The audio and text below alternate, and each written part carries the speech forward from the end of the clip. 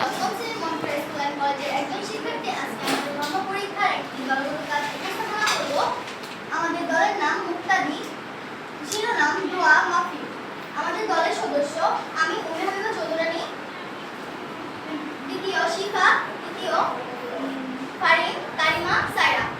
এখন আমি প্রশ্নটা করব ক্লাস 4 ইসলামী উৎসব অনুষ্ঠানের পরিকল্পনা তৈরি করা হলো। এখন আমাদের প্রথম তিনটা পয়েন্ট বলতে আসবে সায়রা। আমার নাম সায়রা। অনুষ্ঠানের সময় ও স্থান নির্বাচন।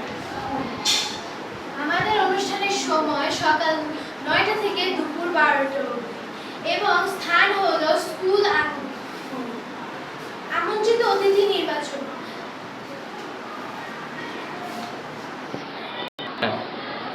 আমাদের নিমন্ত্রণ চিঠি আমাদের দলের শিফা আমাদের প্রধান শিক্ষককে পৌঁছে দেবে। আমি এখন বলবো অনুষ্ঠান সূচি 9টা থেকে 9:30 কোরআন তিলাওয়াত করবে।